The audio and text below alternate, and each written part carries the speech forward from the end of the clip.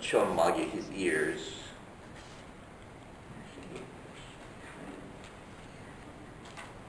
Yeah.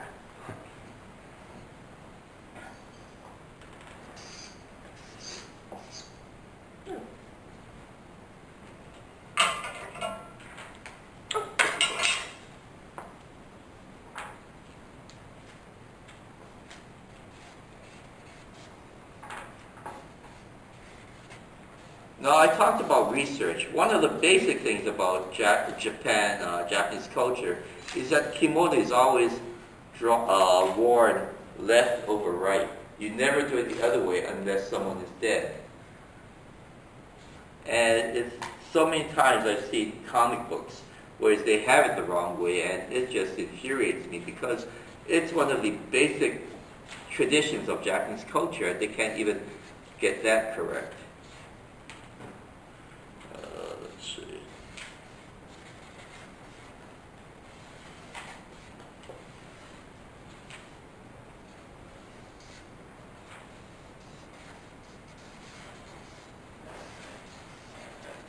Now, I talk about the research and try to make it authentic as possible.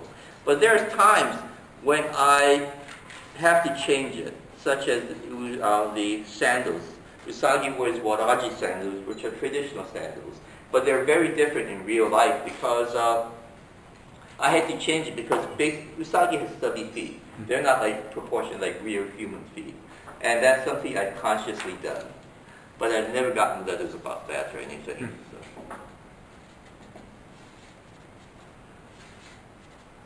And the mon, there are 5 mon on each samurai's clothing. But anyway, that is Usagi's basic shapes. Questions, please. Ask any questions. Yes? What's the meaning of the 3 dots? The 3 dots. Okay, first of all, let me go into the mon. This is called a mon. The mon is the family crest. In Europe, you have the crest of heraldry. Each family has a crest. The same thing in Japan. The samurai warriors, each family had their own crest. My crest happens to be, let's see, a plum blossom in a circle, and there's all these little things. And that is my family crest. It's based upon the plum blossom. And Usagi's family crest is based upon the footprint of a rabbit in the snow. And I chose it because it's easy to draw, and I can also draw it very, when it has to be drawn small. They're fairly easy to draw. Also, too, they're very distinctive. You can see it easily at a distance. And there are family crests that look like this, but that's Usagi's crest. For Gen's crest, Gen the rhino's crest, it's let's see. It's a daikon, it's a radish, Japanese radish. Questions? Any other questions? Yes? I just have something to ask you. These 3 dots, I don't know if it's in America the same, but do you know what they mean in German? No. They're on a yellow ground. No. It means that you're blind. Oh, really? Yeah. Oh, I've seen them on those crosswalks. They have the little yellow boxes with the 3 dots upside down. Yeah. If you're blind, when you have a yellow binding here, Uh-huh. 3 dots, so people can So know. you can know you're blind. Yeah. Those are not Usagi fan club traffic. No. No, they're upside down. But they click, they make these noises. Yeah. Yeah. Yeah, okay. Any other, yes? I have questions. Coming back to your drawing here, I see his proportions are roughly, his head is equivalent to, it's 1 to 5. It's about 5 proportion, yeah. Right now, Usagi's proportion is about 5 heads high. And Sorry, do you change proportions from character to character within Usagi? Or not or they're all the really, same? not really. But then Usagi has changed over time. When in his first stories, Usagi was only about 3 heads high. Now, when we talked about characters, we talked about them in terms of heads, how many heads tall they are. And so Usagi, like this would be this would be one head here, 2, 3, 4, and he's about 5 heads tall. Usagi started off as being a character that's 3 heads tall, but over time, I didn't realize it, but he just started getting taller. And also, too, physically, things like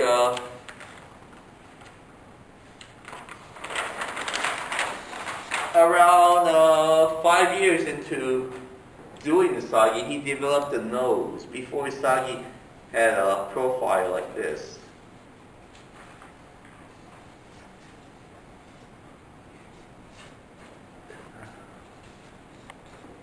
But now Usagi's profile is more like this, where he has a little bump for a nose.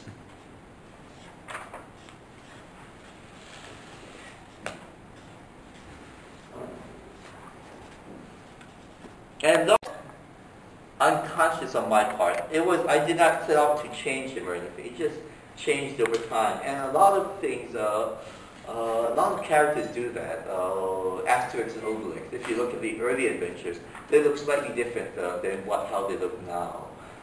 Through the Wanderer, he looks completely different. And it's just the way a character develops. And also the way I like to think I've improved as an artist and a storyteller.